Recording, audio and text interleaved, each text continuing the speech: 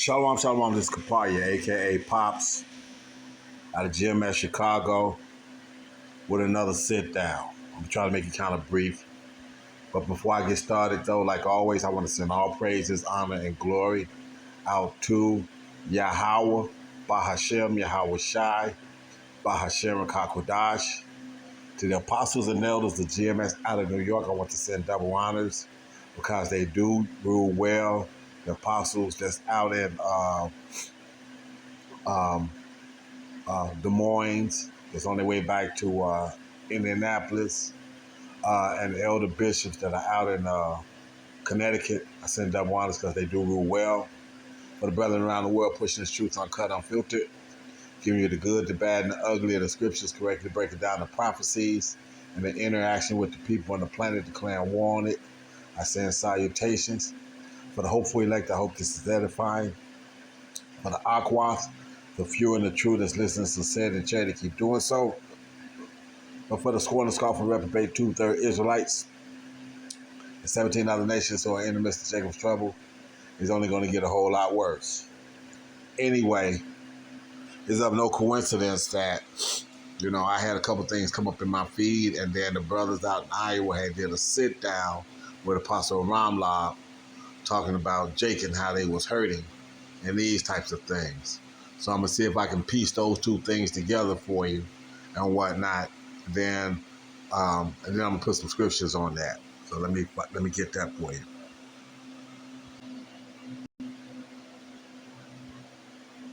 Trooper conducting a routine traffic stop ends up potentially helping to save a life. On Sunday, Trooper Cale Bear stopped to check on a truck with its hazard lights on at the shoulder of the exit 68 off-ramp. The trooper spoke to the driver. He ended up being an Army veteran in emotional distress. He told the trooper he was on the phone with the suicide prevention hotline. Trooper Cale Bear stepped up to reassure the veteran everything was going to be okay and then helped him get medical care. It's a tough time for everyone in your position, all right? Relax, though. Hey, I'm here with you, okay? September Suicide Prevention Month, so if you or someone you know is in need of help, you can always call 988 for immediate help 24/7. Okay, that's one. Let me get the other. Ran across in 2017 when I was out here last in Chicago with this Jake veteran. We ran across him, and pretty much on the healing of the brokenhearted. Because you have a lot of Jakes out here who were speaking earlier that that are full of shit, but then you have some that are sincere and that are really hurting in their spirit, and this word is a healing to them. It's a medicine, and it helps to relieve some of that stress for the moment, at least, knowing that there's hope in the future. All right, so we can start off. Let's go to the book of Revelation chapter 20, and then start at the 4th verse, and then we're going to read some into that, and then we're going to get into it. So you got it. Revelation 20. Brother, any scriptures, and anything y'all want to interject, feel free. It's Revelation 20 and 4.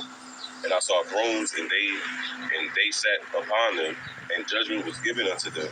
And I saw the souls of them that were beheaded for the witness of Yahweh Shai, and for the word of the Most High, of which had not worshipped the beast, neither his image, neither had received his mark upon them. Hold on for a second. I just thought about this. Let me put this on Do Not Disturb too.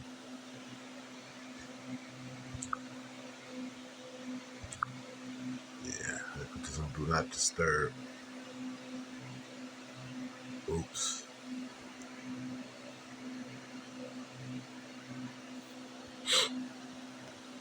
So I don't have somebody interrupting me.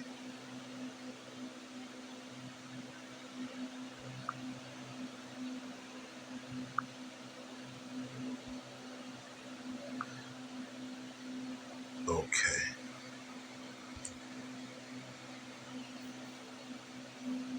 Now I can go back to it.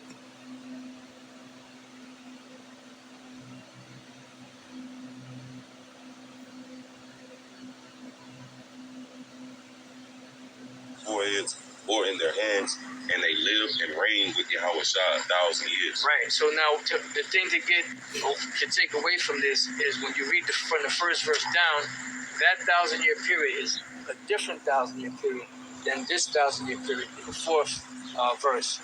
And that's why this chapter is like a jump cut chapter. You know, it goes from one part of history to the future in the kingdom of heaven. This 1,000-year period is talking about in the kingdom of heaven. And we're going to reign forever. Somebody get Daniel 7:18 and then jump to the 27th verse. We're going to reign forever and ever with our Lord Yahweh Shai. You know, but the thing about it is speaking about that first 1,000-year reign, when the Lord comes back, you know, takes his rightful place on the throne, the nations are in subjection, you know, and Yahweh Shai / Israel gets to rule once again in total righteousness. Whoever got that. This is Daniel chapter 7, verse 18. But the saints of the Most High shall take the kingdom. Right, the saints of the Most High shall take the kingdom. Why? Because the Lord is going to give it to us.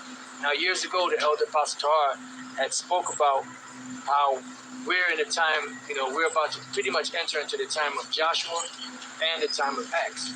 You know, because Joshua, that's when we conquered the land of Canaan, you know, and then the Acts was the Acts of the Apostles, you know, the men of the Lord doing the works. So we're in the midst of doing the works, and the Lord is going to give us the land of Israel. So we're going to be in both of those, because, you know, the Lord is going to give his men, beginning with Yahweh Shai, the power to take this world, you know? It says, but the saints of the Most High shall take the kingdom and possess the kingdom forever, even forever and ever. Right, so that's age after age after age. Got it on that verse? Now jump to the 27th verse. Verse 27, it says, in the kingdom and dominion and the greatness of the kingdom under the whole heaven shall be given to the people of the saints of the Most High, whose kingdom is an everlasting kingdom, and all dominions shall serve and obey him. Right, so the kingdom is going to be an everlasting kingdom, so you can understand. So this 1,000-year reign is going to be the first 1,000 years to establish order back on the earth. This is why the Apostle Peter said, you know, we look for new heavens and a new earth wherein dwelleth righteousness. We know that the earth is never going to be destroyed, but the rulership and the vibration that it's under right now is going to be changed. And that 1,000-year period is going to be the establishment of that, you know, that resetting of the kingdom of heaven on earth. Like the scriptures say, you know, thy will be done in heaven as it is in earth.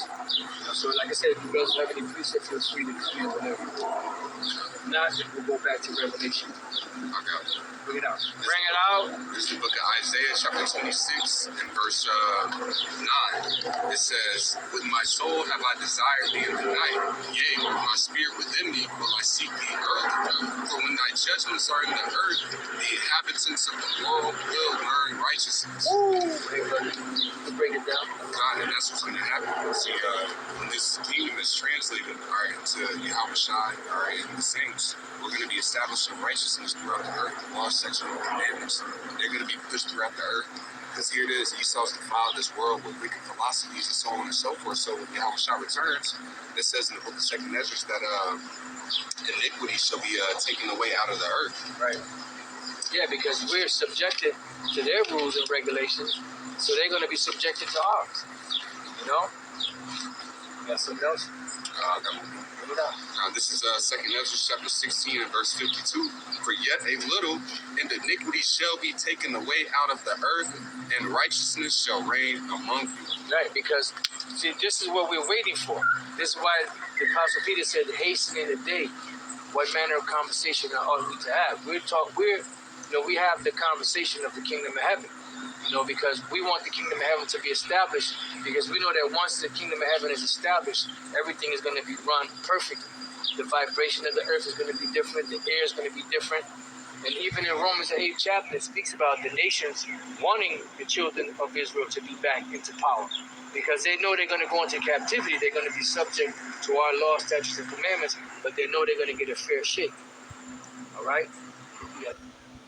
And I had a scripture that I wanted to add into that. I think it was Isaiah.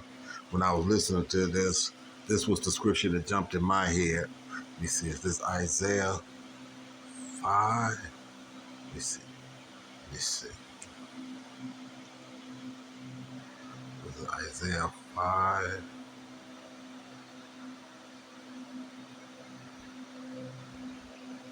And I was watching them go through this lesson. I had a scripture that jumped in my head, and this, that, and the other. So let me see if I can find that real quick. Let me see. Isaiah 5, 17.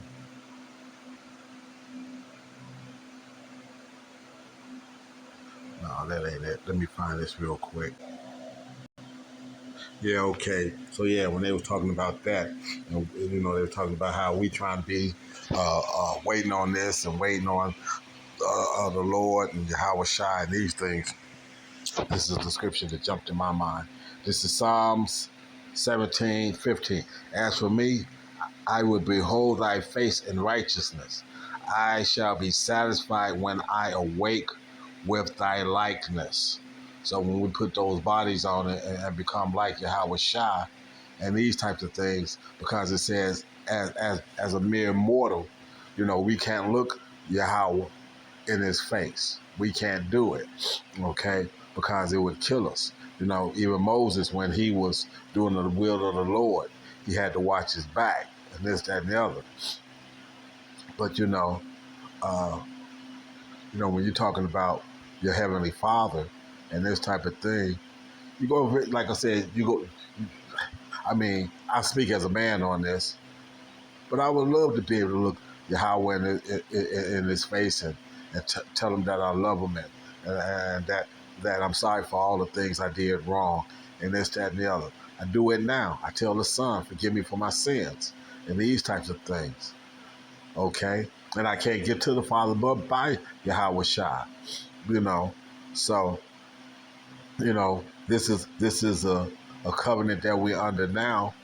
But when we put on immortality and put on incorruption and whatnot, who knows what's going to happen?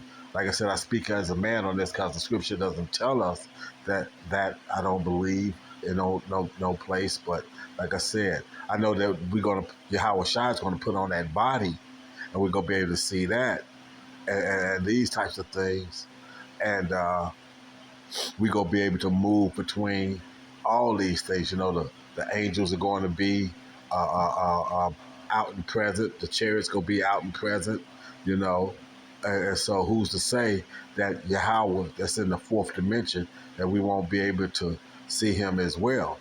But like I said, I say that as a man. But okay, so now let me get back to them and what they were saying.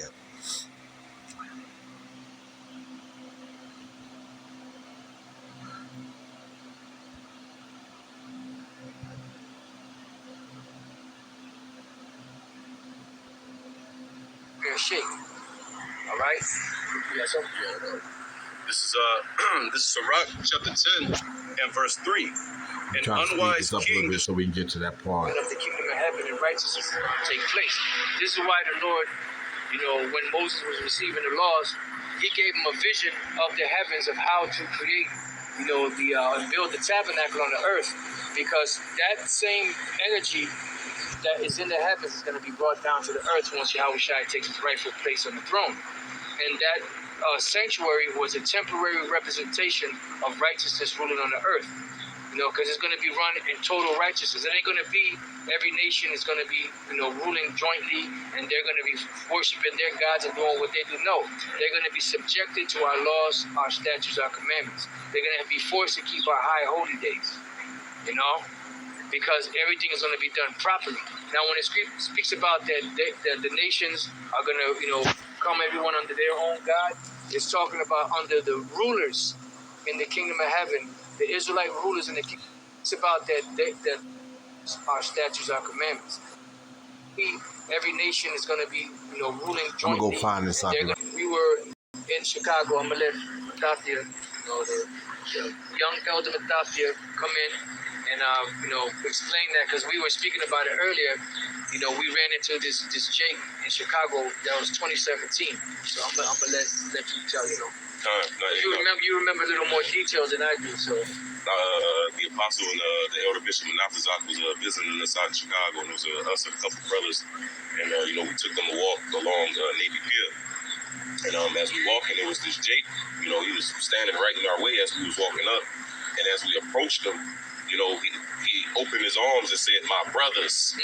As soon as we approached him, and brothers, starting with Apostle Ramlov, walked into his arms and embraced him, and we all embraced him.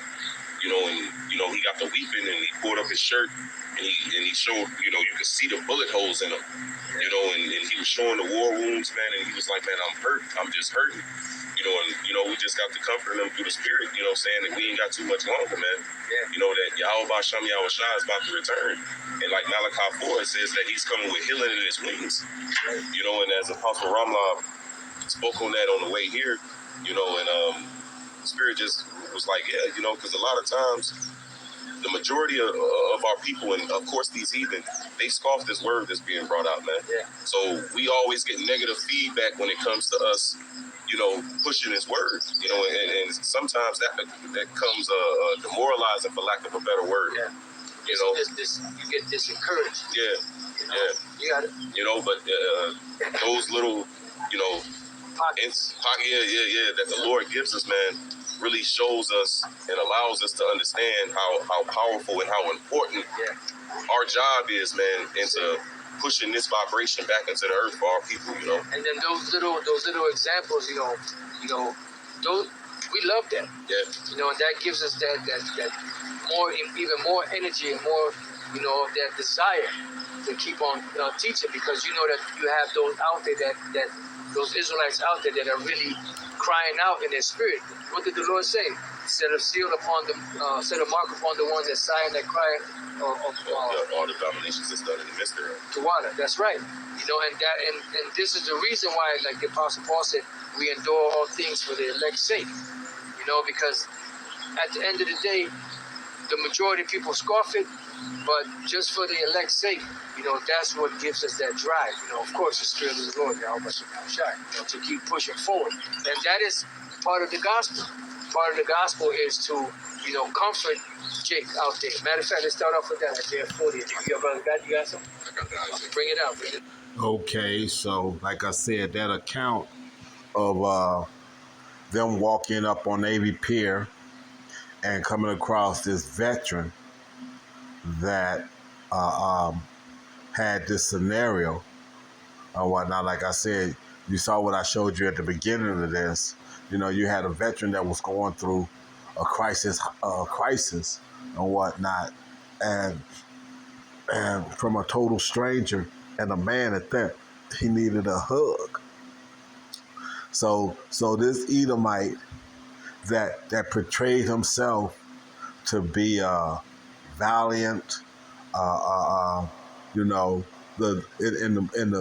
old Western black and white, wearing the white hat, the hero, is none of these things. Okay, he's the villain. He always have been the villain. He always will be the villain. He was created to be just that, the villain. Okay, and because he's the villain and whatnot,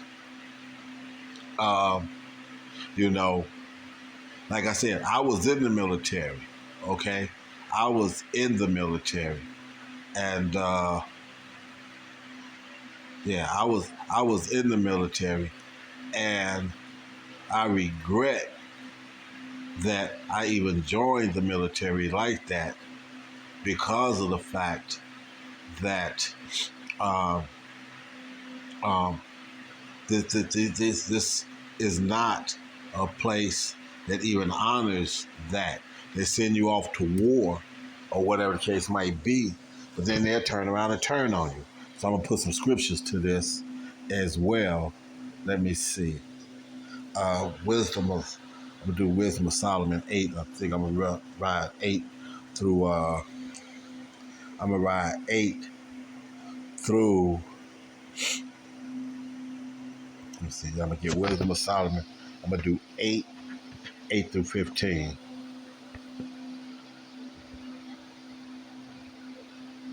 Let's start there. Okay. 8, 8 through 15. Okay. Now, I'm gonna start at 7. If a man love righteousness, her labors are virtuous, for she teaches temperance and prudence, justice and fortitude, which are such things as men can have nothing more profitable in their life. What is that? That's wisdom. Okay.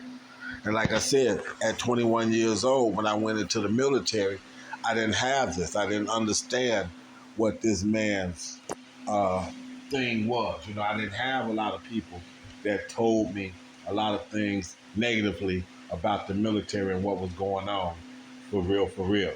You know, what I did know at that age of 21 was that, like I said, a friend of my brother had told me kind of like when he had got back from Vietnam that the Viet Cong really didn't have a problem with the so-called Israelite male, you know, whether it be Negro, Latino, or Native American and whatnot. And if you happen to be walking point, which means you was walking on the front of the platoon, or whatever the case might be, or the troop and whatnot, and you walking through a jungle, if you happen to, you know, if one of them gave you a bird call or whatever, and you happen to look up in the tree because it did sound like a bird, and you look up in the tree and you see that it's a Viet Cong, he would actually wave your ass through, okay? As long as you didn't try to then warn your troop or whatever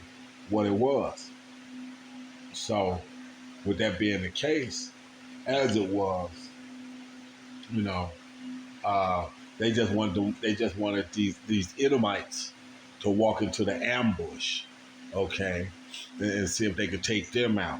They really didn't have a problem, and even Ali said when he was in his prime and whatnot, but lost on that motherfucking Muslim shit. What did he say? Ain't no Viet Cong call me a nigga, you know. Y'all won't fight for my rights here, and this, that, and the other. Blah, blah, blah, blah, blah. He went to that whole big speech. Okay. If a man desire much experience, she knoweth things of old and conjectureth aright what is to come. She knoweth the subtleties of speech, and can expound dark sentences. She foreseeth signs and wonders and event of seasons and times. I didn't have that. So, I joined this man's military, the Air Force, where out of all the things that I could have picked, I wound up picking a job that made me wind up having to carry a weapon anyway. I could have been an airplane mechanic or whatever, been working out of United, working on planes and whatnot, and getting money. But at the same time, like I said, it is what it is. The Lord didn't want me to have too much so that I could be appreciative of the knowledge and the wisdom that I've been given now and understand how much more valuable it is. You tell somebody about this truth, I'll say 97% of the time, because, you got a couple brothers that came in that came from profitable endeavors and things of this nature, was making good money in the world and this, that, and the other, that then came into the truth. So it is impossible for a wealthy man or a rich man, I should say, not to be able to do that, but it's highly unlikely, okay, because he's so vested in this and having such a lifestyle that he can't see himself just being able to walk away and give it up like that. But I've seen some brothers that have done it, okay. Therefore, I purpose to take her to me to live with me, knowing that she would be a counselor of good things and a comfort in cares and grief. Okay? So that's this wisdom again. Them guys that are suffering from them post-traumatic stress syndromes and these types of things, they don't have this kind of relief. Okay? They look at the things that they've done, the the warrior and being valiant and standing up for this man and this, that, and other for their so-called country, only to be bullshitted and this, that, and other. They was bullshitted in the military, and not, like I said, oh yeah, that's something else I want to pull up, uh, and be discarded. You know, they're discarded. Let me prove that point, that these people are discarded. Let me show you something real quick. Let me go over here and get this. I got a couple things here that I've got sitting here. I've got a couple questions that I said.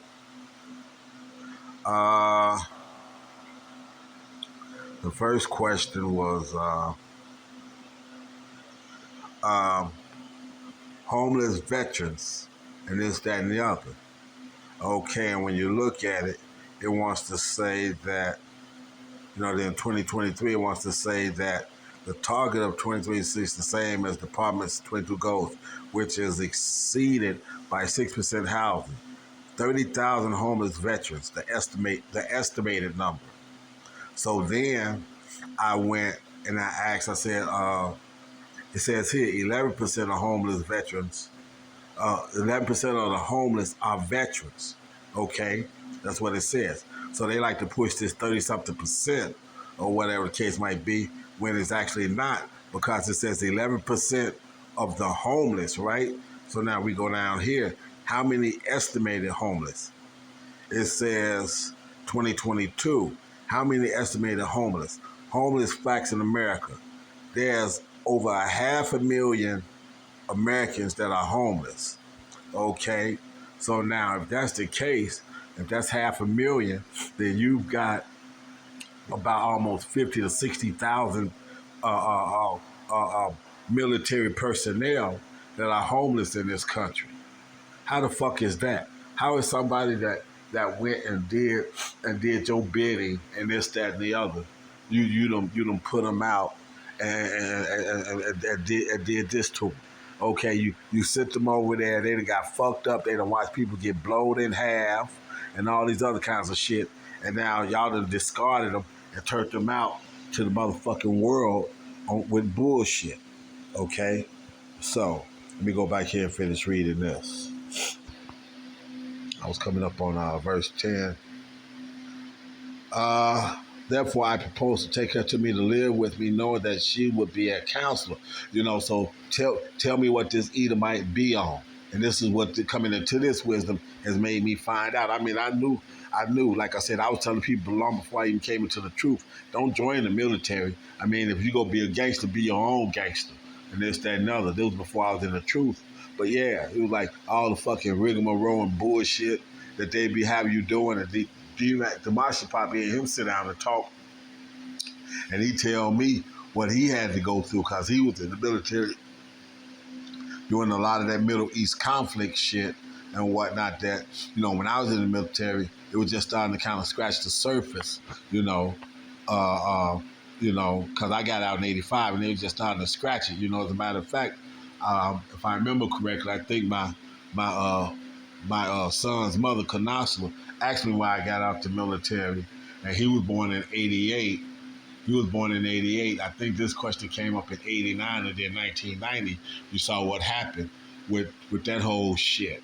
You know what I'm saying? So all that was bullshit, and I knew it was coming down. I could feel it was coming down the pipe. Because TDY, that's temporary duty yard and whatnot, was over to the Middle East was like Tic Tacs. You couldn't even sign the paperwork and it'd be dry good before they had your ass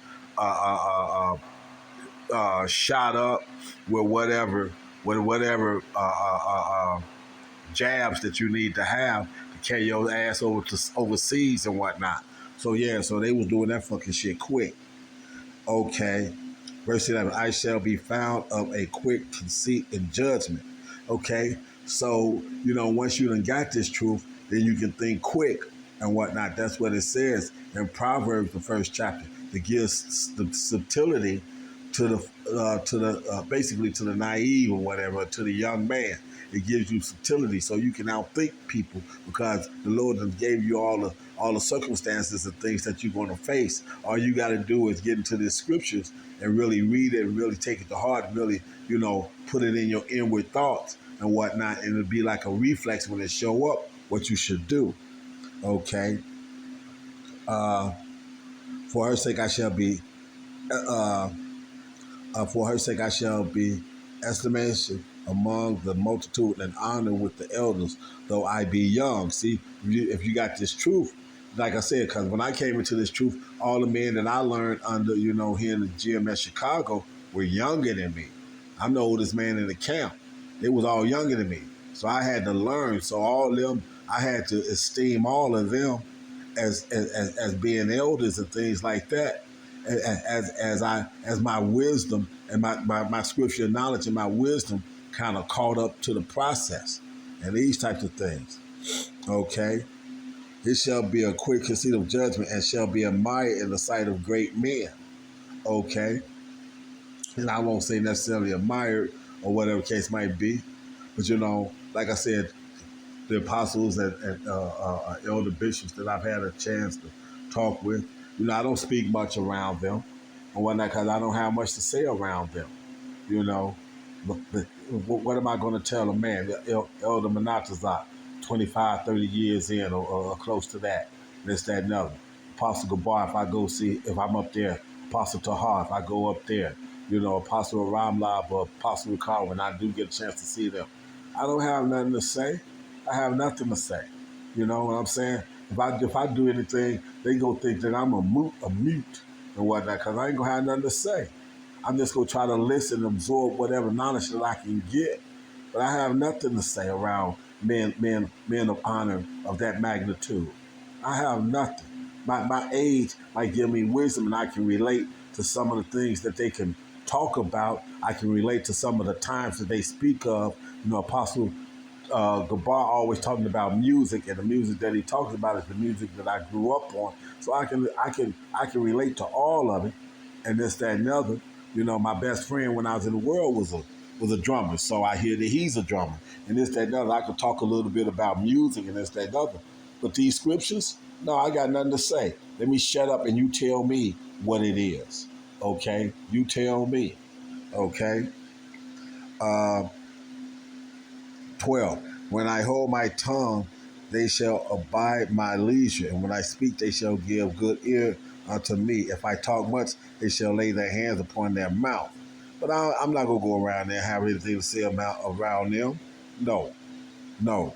So like I said, and that's what happens. You get people that goes around these men and speak, and I won't say speak freely, but speak in a prideful vein, and they see that shit, and the first thing they want to do is they measure it up real quick, and then like I said, whatever thing needs to come down the pipe, it is. I mean, the men that they honor are the men that are quiet. They always talk. I hear Apostle Gabar and even Apostle Tahar talking about Elder Malcolm and how quiet he is, and this, that, and the other. And Apostle Gabar talk about how you but you don't want to meet him in a dark alley and this, that, and the other, and all this other kind of stuff. And he's right. Malcolm is no punk by no means unnecessary. All right. So let me go to the next scripture and pull this up. We'll go to First Mac, because in the process of this, like I said, these men didn't treat their men of war with any kind of fucking gratitude, anything like this. First Mac 2:64. Let me get that. Wherefore, ye my sons, be valiant and show yourselves men in the behalf of the law, for by it shall ye obtain glory. This is what as an Israelite male, especially one in his truth, is supposed to be doing. We hold on to this. We hold on to these laws and be valiant. The bravery that was brought for this Edomite was vanity. Okay, it was vanity, you know, because this man is evil. This man is wicked. So if you so-called stood up for him, you know, even though they will say you did good, you was actually being the answer. Like these police officers that want to wear these stars, that so-called Negro, Latino, and Native American. You done turned against your people. Them stars were slave hunters back in the day. Period. Period. All right, let me go to the next one. What I got? Maccabees again. Uh, First Mac 8, 1 through 4. Now Judas had heard of the Romans, so now we're talking about these Edomites, that they were mighty and valiant men, but see, they wasn't. That's what they. That's what they. That's what they. That's what they put out there. But they wasn't those people. They wasn't like that. They wasn't them. Okay, they wasn't valiant men, and such as were lovingly. There's no love. Nah, ain't no love. Like I said, there's definitely ain't no love. Let me get this. Let me go get this real quick. I'll come back to that.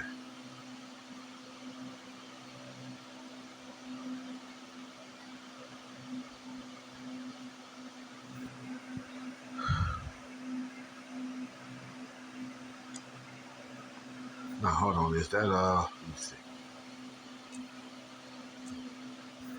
Let me see. Ezekiel, is that the 35th chapter? Let's see. Yeah, 35th and 35 and 5. Because thou hast had, okay, this is Ezekiel 35 and 5. Because thou hast had a perpetual hatred and hast shed the blood of the children of Israel by the force of the sword in the time of their calamity, in the time that their iniquity had an end. Therefore, as I live, says Yahweh, Lord power, Lord Yahweh, I will prepare thee unto blood, and blood shall pursue thee. Since thou hast not hated blood, even blood shall pursue thee.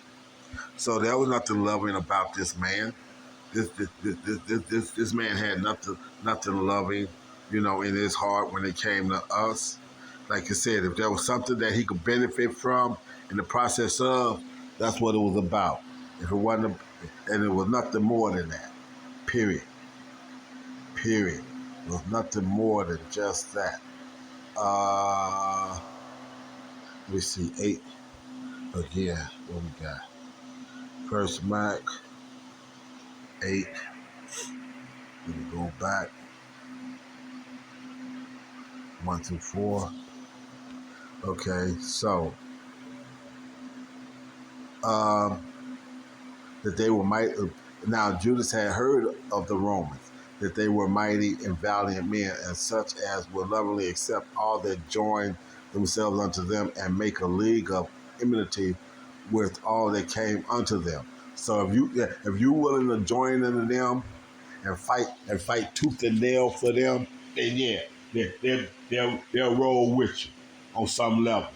But like I said, when you're in a position where you can't do that no more, or don't want to do that no more, because you've seen the fucking trickery and the deceit that they use in the process and don't want to, then they want to smoke your ass out. And if you are a real good, but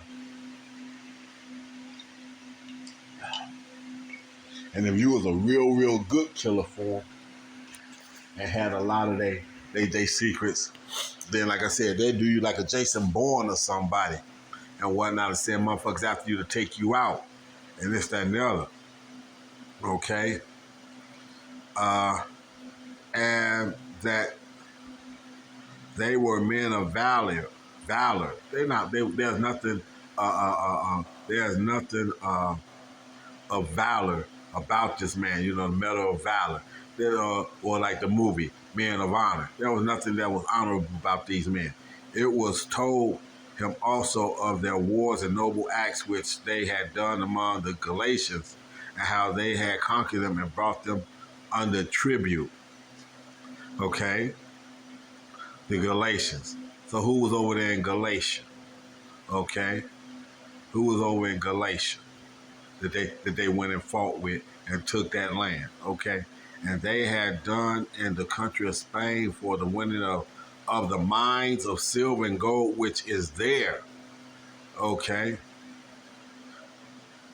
Boy, and that by their policy and patience. So now we know how they write their policies. What they do, they went into 400 over 400 treaties with the so-called natives and broke every last one of them.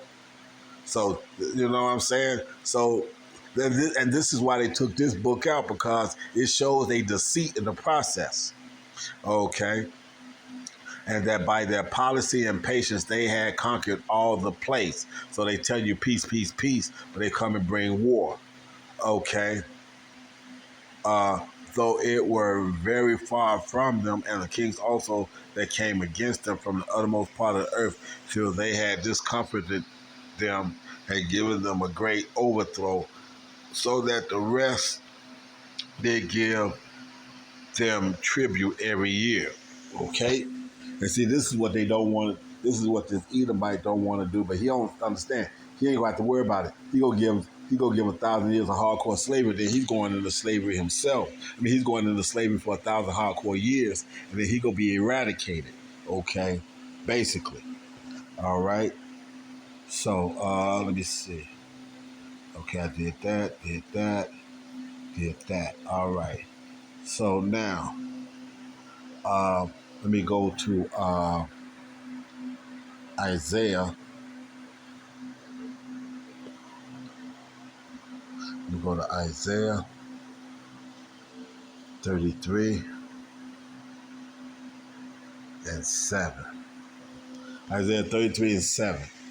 Behold, their valiant ones shall cry.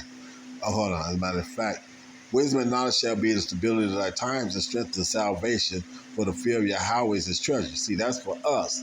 Behold, their valiant ones, so the ones that's going to stand up and be brave for them, shall cry without. The ambassadors of peace shall weep bitterly. Okay? Shall weep bitterly. And this is that, because like I said, they don't bring peace. They don't bring peace at all. Okay? At all. On no level, for no reason. Okay? They discard their warriors and leave them out there in the street and all this other kind of stuff. So let me go get Isaiah 30. Isaiah 30, 1 and 2. Isaiah 30, 1 and 2. Woe to the rebellious children, says Yahweh, that take counsel but not of me, and that cover with the covering, but not of my spirit, that they may add sin to sin. Okay? So these 2/3 Jakes and whatnot that want to do these things and all this other kind of stuff and whatnot. See, this they add sin to sin. That walk to go down to Egypt and have not asked at my mouth to strengthen themselves in the strength of Pharaoh and to trust in the shadow of Egypt. See, this is what you got going now. And more so and more so. And that's why they doing the things, the elite banking families and whatnot are doing the things they doing now, getting ready to make everybody have to lean on that C hip, that Mark Anthony, okay, and and come under subjection to everybody needs to come under subjection to the elite banking families. You know, the Rothschilds being at the head at the top of the thing. But what about their warriors? Like I said, they discarded their warriors and threw them away and didn't give a fuck. Okay, and that's what they do. Got one more scripture. Sirach 20.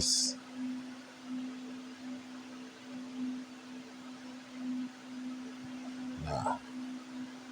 Sirach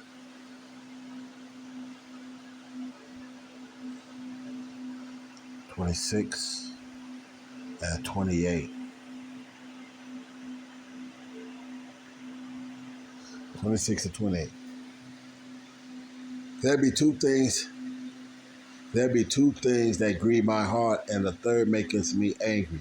A man of war that suffereth poverty, which is, you got 55,000 people of war that's in this country that was in these people military, and they suffer in poverty.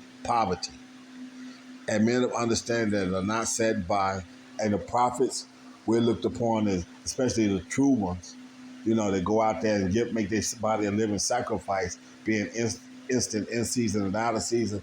We're called by some other Israelite groups that got 501c3 charters and $1 million incomes, bumites and all this other kind of stuff.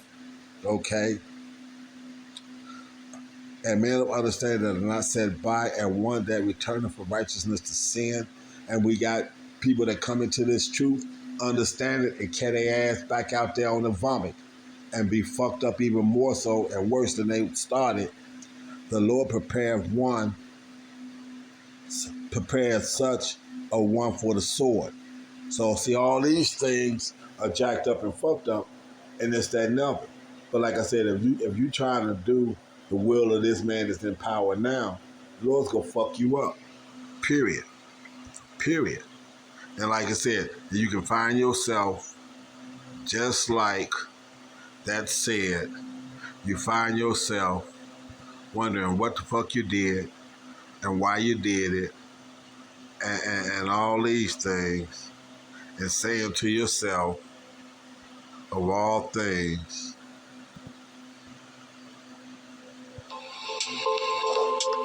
hold on, always a commercial. To the driver. He ended up being an Army veteran in emotional distress. He told the trooper he was on the phone with the suicide prevention hotline.